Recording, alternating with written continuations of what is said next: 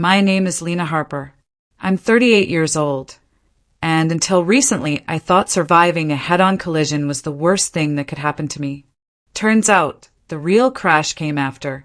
I woke to the sound of machines, beeping, hissing, droning like an endless chant in the dark. Lights above me buzzed. My mouth was dry. My throat burned. I tried to speak, but felt nothing but plastic and pressure. A tube. "Don't try to move," someone whispered. A cold hand touched my wrist. "You were lucky, Lena." No one I recognized. Pain laced through my ribs. My legs were numb. I blinked slowly, and through the haze I saw her. Vivian. Red lipstick. Pearl earrings. Her presence felt like perfume too sweet in a room with no air. "My darling," she purred as if rehearsing it. "You gave us such a scare." I wanted to scream. Instead, I gagged on the oxygen tube. "You'll be fine," she said. "Just sign this. It's standard hospital paperwork. Eli can't be here, he's dealing with things." My heart pounded. I tried to lift my hand, but it wouldn't move. "Don't worry," she added, smoothing my hair. "I'll handle everything." Blackout. 3 days passed, maybe more. When I finally came to fully, the tube was gone. The walls were sterile. My body felt like rubber. Nurse came in. Kind eyes. Neutral smile. "Your mother-in-law has been taking good care of the paperwork," she said while checking my for. "What paperwork?" I rasped. "Insurance. Emergency financial guardianship." She jotted notes. "You'll need to rest, but everything's under control." Under control. I asked for my phone. "Oh, your mother-in-law said you requested it to be wiped. For safety." I didn't. No phone. No purse. No wallet. Only silence and a monitor showing I was alive, but somehow absent. How long was I unconscious? I asked the nurse. 6 days, she said. Maybe more. The swelling's gone down, but there's some memory fog. Totally normal. Fog. Right. When I asked about Eli, she said he was coordinating with the hospital's financial department. He hadn't visited, but Vivian had. Every day. She brought soup and whispered at nurses in the hallways. I forced myself out of bed that night. Legs trembling, pain radiating up my spine. I shuffled to the nurse's station. "Can I see my insurance file?" I asked. A young intern looked up, hesitating. "It's restricted to your listed representative." "I am the patient." "Yes, but you're not primary anymore." A power of attorney was filed. By who? Vivian's voice echoed in my mind. "I'll handle everything." I returned to my room, waited until morning. When she came back, she brought roses and a folder. Her hands moved precisely like she was slicing air. "You look better," she said. "Stronger. I knew you would be." "Where's Eli?" I asked. "Busy." She smiled like it hurt her. "Where's Maya?" "She's with him. Don't worry, she's safe." She pulled out the folder. "Your accounts were messy," she said sweetly. "Late payments, missing login credentials. I took the liberty of consolidating everything into one trust. Efficient. Secure. You moved my money?" "Don't be dramatic, Lena. I protected it. I never signed anything." She blinked. "Are you sure?" She slid a page across the bed tray. At the bottom, my signature. My name. Wrong middle initial. "I was in a coma," I said flatly. "Comas don't erase responsibility." I stared at her. My skin went cold. "I want to see my daughter." "She's under stress," Vivian said calmly. "It's best if you don't disturb her." Disturb her? Vivian stood, smoothed her skirt, and leaned in close. "You were gone, Lena. I stepped in. That's what family does. There's a saying my father once told me. When someone saves your life, be sure they weren't the one holding the knife." Vivian smiled, tapped the signature. "Don't worry. I'm here now." She walked out. I pulled the blanket tighter around me. My chest heaved. My name. My life was on that paper. But the hand that signed it wasn't mine. I survived the crash, but my life was already gone. I woke up in a different bed. Linen too crisp, curtains too thick, air too cold. Vivian's house. Not mine. A card on the nightstand read, "Welcome home, Lena," in cursive blue ink. Her perfume clung to the pillow like poison. My body ached, stiffer than it had in the hospital. My legs barely moved beneath the sheets. Footsteps. Sharp. Confident. "Breakfast is in the sunroom," Vivian called. "We've got a lot to discuss." I pushed myself up. Every joint creaked. My throat burned like I'd swallowed sand.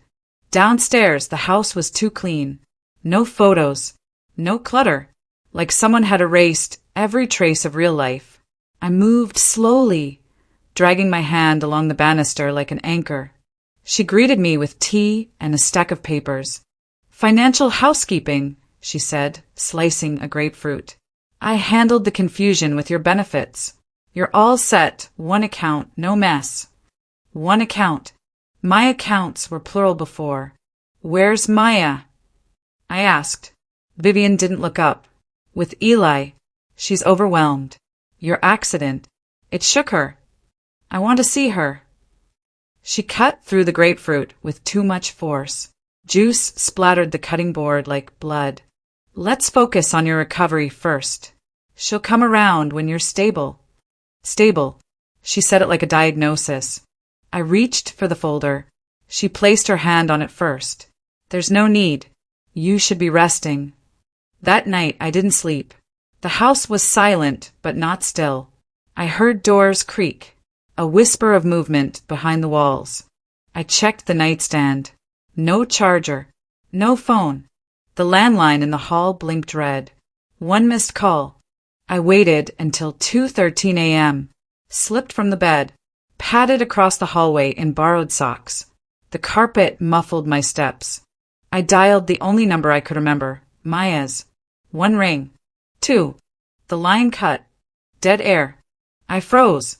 Not because of the silence, because of the breathing on the other end before it died. Someone was listening. Morning came too fast. Vivian acted normal, or her version of it. She handed me a new phone. Old model. No apps. Just calls. Just texts. "Simple safer," she said. I nodded, pretended to accept it, but something felt off. When someone gives you just enough freedom, it's not kindness, it's control disguised as mercy. By noon, I'd found her laptop in the guest room. She left it open. Rookie mistake. Or bait. I clicked fast. Documents. Folders. Emails. One file stood out, titled Trust LH. Inside, a forged power of attorney, dated 4 days into my coma. Signed Lena M. Harper. My middle initial is an M. The file detailed every asset I owned, merged, transferred, and restructured under a trust fund with Vivian as sole controller. Even my disability income. $8,000 a month. Redirected. She didn't just pay bills. She rewrote my life. I printed the document. The printer was in a closet. Quiet. Efficient. I folded the page, slipped it under the mattress. Back in bed, I rehearsed what I'd say. I'd call Margot. I'd tell her everything. I'd ask her to take Maya. I'd report it to the bank. Maybe the police. I wasn't sure who would listen, but someone would. Morning again. Vivian stood at my door, holding the page I'd hidden. She didn't say anything at first, just walked in, sat on the edge of the bed. Her fingers smoothed the corners of the paper. "You've been busy," she said. "Hospitals aren't good for secrets, you know. They keep logs, visitors, devices, print history." She turned to me, eyes gleaming. "I understand. You're scared. But the more you fight, the worse it will look. For custody, for guardianship, for Maya." My chest tightened. "She's a minor," Vivian added, voice like silk dragged across a blade. "Courts don't like instability." "You forged my signature," I whispered. She leaned in. And who would believe you over me? A mother? Or a convalescent with a history of trauma? I didn't blink. She smiled. There's something you need to understand, Lena. I didn't take your money. Pause. I took your existence. She stood, walked to the door, locked it from the outside. She didn't just steal my money. She was erasing me. I counted the number of locks. 3 on the door, 1 on the window. None of them made sense in a guest room. Vivian didn't build rooms for guests. She built them for prisoners. The curtains barely let light in. I hadn't seen sunlight in 2 days. No mirror, no clock, just a room that swallowed time. She brought food once a day, never more. She left it on a tray, didn't speak. She never made eye contact now, not since I accused her out loud. The tea was always warm, the sandwich always dry. She never ate with me. She just watched. I stopped eating. I stopped drinking. Desperation changes your senses. You start noticing things, the direction of footsteps, the creak in one floorboard near the door, the slight delay in the hallway light when motion sensors trigger. I waited until 3:27 a.m.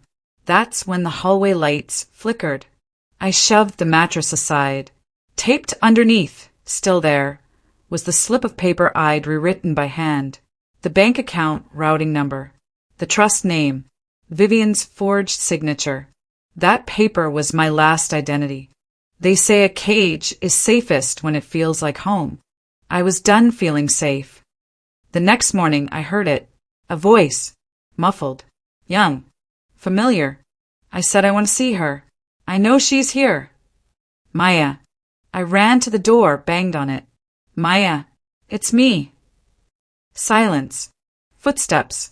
2 sets. Then 1. Vivian's voice. Come. Sugar-sweet lies. She's resting. The medication makes her agitated. You wouldn't recognize her, baby. Maya wasn't convinced. She called me. Last week. I gave you that phone.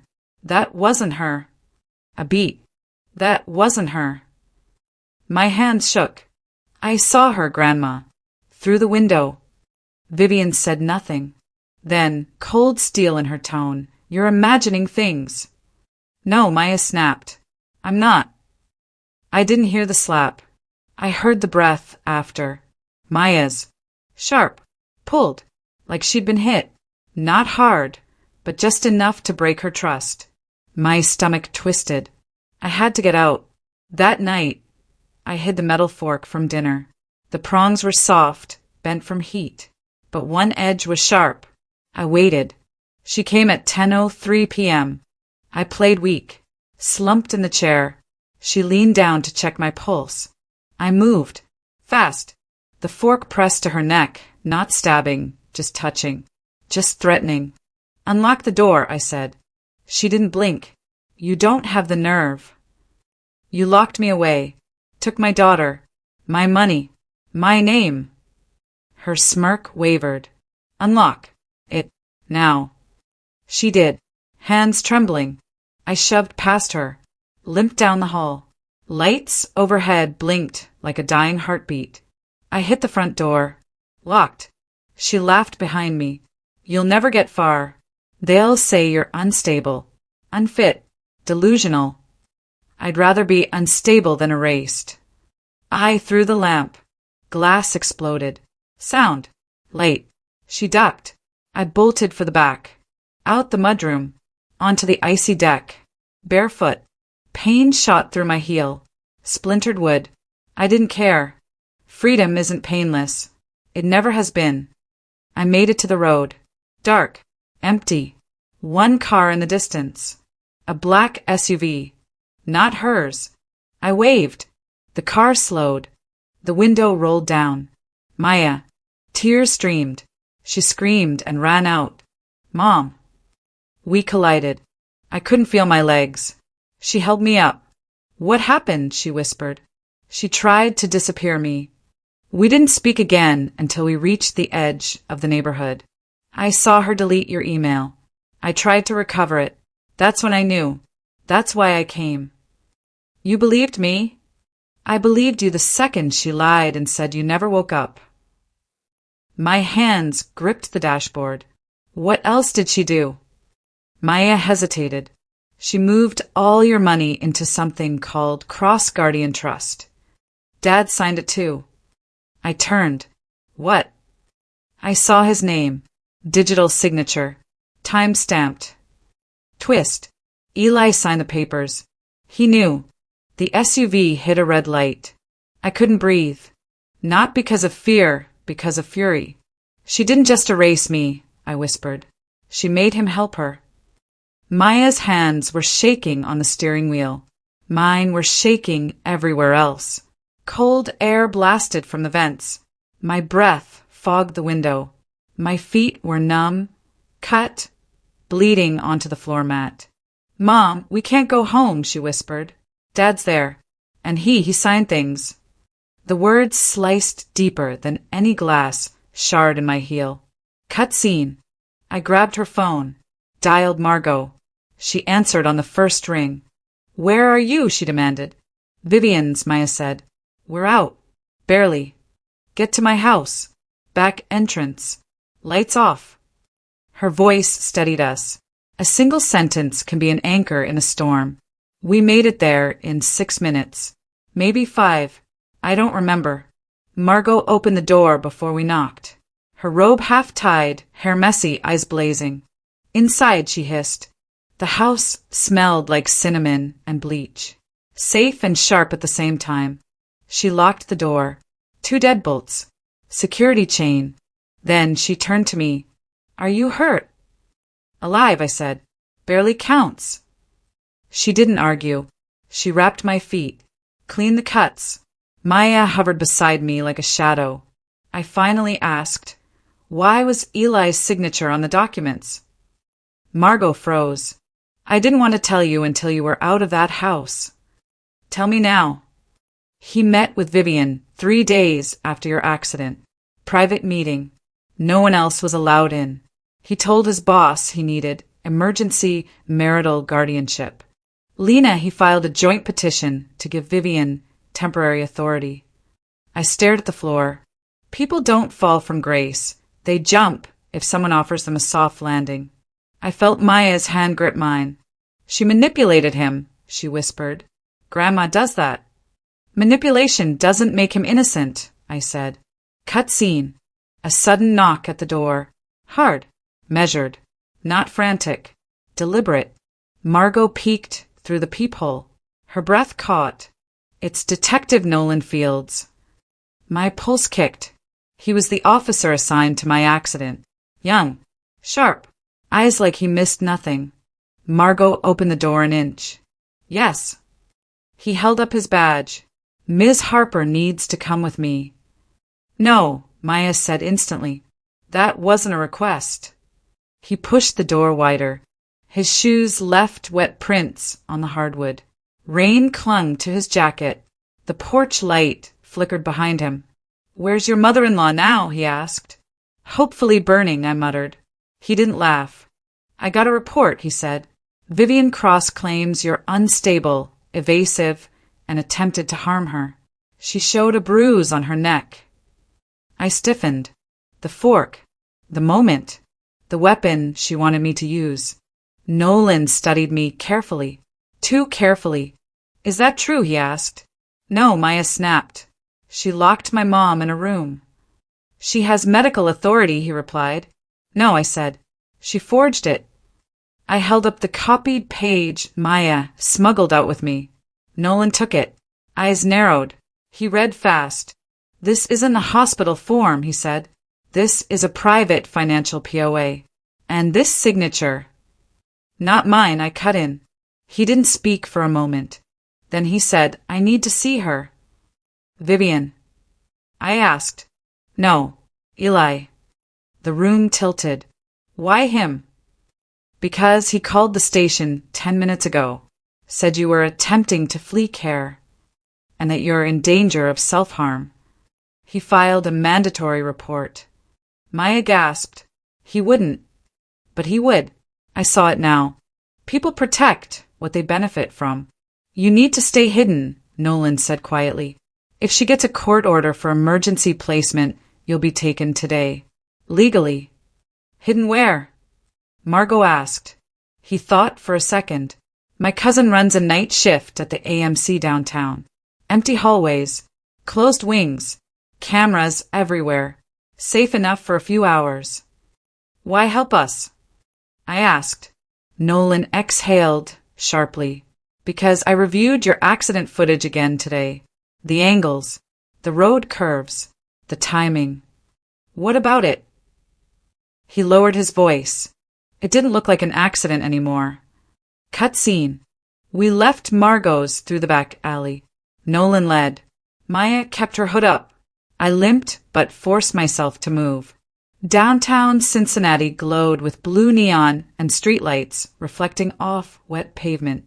The AMC loomed ahead, massive and silent, the kind of place where secrets could breathe. Inside, Nolan swiped us through a staff entrance.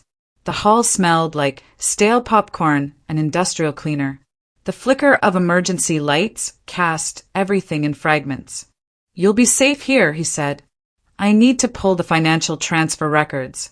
If Vivian used your POA to move federal benefits, that's felony fraud. If Eli helped, that's conspiracy. Maya squeezed my hand. Mom, she said you were being moved to a rest home tomorrow. My heart stalled. She filed for it, Nolan said. I saw the timestamp. She's moving fast. Why? I whispered. He hesitated, then said the words that unraveled everything I thought I knew. Because she didn't just redirect your monthly benefits. She moved the entire Harper family trust into her name. The fund your parents left you. The one you forgot existed. What? That trust is worth nearly $500,000, Nolan continued. More if invested correctly. My vision tightened. She's not just erasing you, he said. She's cashing you out. A phone buzzed. Maya's. Unknown number. A single message appeared on the screen. You shouldn't have taken her. We're watching. Her face went pale. Nolan grabbed the phone. His jaw locked. This isn't Vivian, he said. Then who? I whispered. He looked up. Rain hit the theater window, like nails. There's someone else involved, he said. And they're close. He stepped forward, scanning the dark hall. And then another buzz. My phone. The burner Vivian gave me. One notification. Incoming transfer alert. Cross Guardian Trust. Disbursement scheduled 7 a.m. A payout. Tomorrow morning. My blood froze. If that money left the trust before the courts intervened, I'd lose everything. Every dollar my parents ever saved. Every part of my future. Nolan turned to me, voice low, urgent, unsteady. We have less than 8 hours to stop her. And somewhere in the dark behind us, a floorboard creaked. Rain hammered the courthouse steps like a warning. Cold, violent, relentless. Fitting, I thought. Storms arrive when someone finally stops pretending the sky is fine. Nolan parked at the curb. Maya clutched my arm, hood pulled low, eyes scanning every shadow. I felt it too, that sensation of being watched, as if the air itself was taking notes. The courthouse doors swung open. Light flashed. Cameras. Reporters. Ms. Harper, is it true your mother-in-law filed for emergency placement? Did you threaten her with a weapon? Why did you flee medical care? I kept walking, head down, body weak but spine straight. People don't question the truth because it's complicated, I muttered to myself. They question it because lies are louder. Cut scene. Inside, the hallway echoed with footsteps and the low hum of fluorescent lights. Vivian was already there, standing beside her attorney, Miles Cartwright. Her posture rigid, her lipstick perfect, her eyes full of triumph. She dressed for victory. When she saw me, her smile sharpened. Poor Lena, she cooed. It must be overwhelming, being dragged out in your condition. I stepped closer. You should be careful. You're leaking confidence. Her smile flickered. Courtroom. 3B swallowed us. The judge entered, young for the position but sharp. A woman who looked like she'd memorized every lie she'd ever heard. Case number 18423, she announced. Petition for guardianship and emergency placement. Vivian's attorney stood first. Your Honor, my client seeks protective custody for Ms. Harper. After a traumatic brain injury, Ms. Harper became unpredictable, aggressive, and financially erratic. She attempted to harm my client. That's a lie, Maya snapped. The judge held up a hand. Only adults may speak in this session unless requested. Maya sank back, chest heaving. Vivian dabbed her neck with a tissue, revealing the bruise she'd staged. This wasn't easy for me, she said softly, but Lena isn't well. My nails dug into my palms. Cut scene. Nolan rose from our table. Your Honor, I have new evidence. He handed the clerk a USB. The screen lit up. Hospital footage. Time-stamped. Unedited. The first clip. I lay unconscious in my ICU bed. Tubes. Machines. My eyes closed. No movement. The second clip. Vivian, standing beside me, handing papers to a nurse, whispering, smiling. The third clip. The signature page of the POA, timestamp showing I signed exactly when the footage showed I was completely unresponsive. Gasps echoed through the room. Vivian froze. Nolan stepped forward. Ms. Harper could not have signed. She was sedated, ventilated, and neurologically suppressed. This was not a medical POA. It was a private financial instrument filed without oversight. Vivian's attorney stammered. This doesn't prove who signed it. It proves who benefited, Nolan said coldly. Miles tried again. The bruise on Ms. Cross's neck. Self-inflicted, Nolan cut in. Not consistent with a defensive wound. And we found the makeup wipes she used to darken the shading. Vivian's eyes went wide. You went through my home. No, he said. We followed the cleaning service logs. Cut scene. The judge looked unimpressed with Vivian. Ms. Cross, did you file for emergency placement tomorrow morning? Vivian swallowed. Hard. Yes. For her safety. Or for access to her trust? Nolan added. Silence. My chest tightened. The trust. The judge nodded. Ms. Harper, do you have anything to say? I stood slowly. My legs trembled, but my voice didn't. She locked me in a room, I said. She took my phone, my identity, my money, and she told me I was safer erased. A murmur rippled across the courtroom. I continued. There's a saying I used to repeat to Maya. Monsters don't appear, they reveal. Today, she finally revealed. The judge turned to Vivian. Ms. Cross, do you deny these allegations? Vivian's composure cracked. She wasn't supposed to wake up, she snapped. Not that soon. The room went dead still. She knew. She knew more about my accident than she ever should have. Cut scene. Slow motion reveal. Vivian's eyes darting. Her attorney blinking rapidly. Maya clutching my arm. Nolan stepping in instinctively. The judge's voice sliced through the tension. Bailiff. Detain Ms. Cross for filing fraudulent guardianship documents pending further investigation. The courtroom erupted. Vivian lunged. Not at me. At Maya. You ruined everything, she screamed. Two bailiffs grabbed her, dragging her backward. She kicked, smacked, screamed. This isn't over, Lena. You think I did this alone. Alone. The word hung like a blade. Miles, her attorney, stiffened but tried to mask it. The judge slammed the gavel. Remove her from this courtroom. Vivian was hauled out, still screaming. The door shut behind her like a final breath. Cut scene. Nolan turned to me. There's more, he said quietly. Your financial records. Someone else signed off on the trust restructuring. Who? I whispered. He hesitated, then handed me a printed page. Eli Harper. Digital signature. Exact timestamp. My heartbeat stuttered. My husband hadn't just cooperated. He'd initiated the transfer. Maya covered her mouth. Tears welled. I stared at the page until the ink blurred. People don't betray suddenly. They betray slowly, one rationalization at a time. The judge recessed for evidence review. The courtroom emptied. But Nolan didn't move. There's one more thing, he said, lowering his voice. Miles Cartwright, the attorney representing Vivian. He contacted the bank right after the hearing started.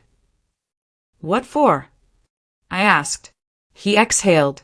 To approve a disbursement from the Cross Guardian Trust.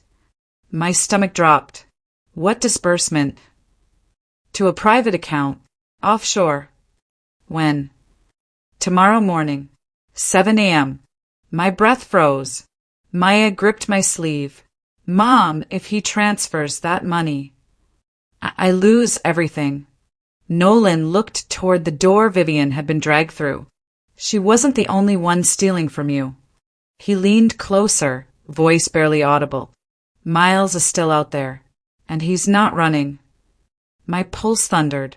He's hunting, and he wants the rest of your life before sunrise. Sunrise bled through the jury windows. Pale, judgmental. Vivian sat in handcuffs, her eyes wild with anger and shock. The courtroom lights flickered once, like a dying bulb. A hush fell. Ms. Cross, the judge said, voice calm, steady. You have been found guilty of financial exploitation, forgery, attempted unlawful guardianship, and conspiracy to commit fraud. Her face went slack. I closed my eyes. It was over. Outside, cameras flashed. Reporters shouted questions. A storm broke. Rain slapped the pavement. I felt each drop like glass. Maya held my hand, so tight I thought her bones might crack. You saved me, she whispered. I shook my head. We saved each other. Cut scene. A lawyer, Nolan Fields, stepped in front of us. He held a folder stamped restitution schedule. The Cross Guardian Trust has been frozen, he announced. All assets reverted to Lena Harper. Public records will reflect the fraud. And in 48 hours, funds are released back under your name. Relief washed over me, sharp and raw. But I didn't exhale. Not yet. That night, back in what used to be our home, the walls felt thin. The air smelled like damp wood and fresh paint. I touched the front door's frame. It was real. Maya ran ahead, skipping through each room. Her laughter echoed. Soft. Free. I watched her. For once I felt entire. A friend had once said, Truth is a blade. It cuts even the innocent, but it always finds the rot. Tonight, that blade had finally struck clean. Cut scene. 2 weeks later, a community hall filled with chairs, a simple stage, a single microphone. I stood behind it, heart pounding, palms sweaty. Reporters taped. Local news cameras recorded. Families seated. Elderly women holding hands. I looked at their faces, tired, worn, scared. This happened to me, I began, voice echoing in the hall. I was stripped of my name, my money, my home, my dignity. I paused, breath caught, but I survived, and now I choose to speak. I told them everything. The forged signatures, the sealed trust, the night in the dark house, the escape, the fear, and finally the verdict. My words hit like stones. Some rippled through the audience. Some cracked their silence. After the speech, a woman came forward. Gray hair, shaky hands. She hugged me. My father had the same thing happen, she whispered. Thank you. Tears caught in my throat. Cut scene. Later, at home, I sat by the window. Rain outside. Lights across the street glimmered like stars. Maya asleep in her room. I placed the folder on the table. Bank records, court verdict, restitution schedule. Everything clear. Everything mine. I traced the name on the folder. Harper Family Trust. I closed it, breathing slowly. In the mirror across the room, I saw a woman reborn. Scars visible. Scars old, but alive. I stood, walked to the front door, locked it, then locked it again. Underneath the lock, I pinned a note, never again. Cut scene. Night. Quiet. Healing. The world outside still dangerous, but inside I had rebuilt safety. And maybe that's the real justice. When the person they tried to erase becomes the one shining light for others. Because we don't just survive. We become the warning. We become the voice. We become the blade.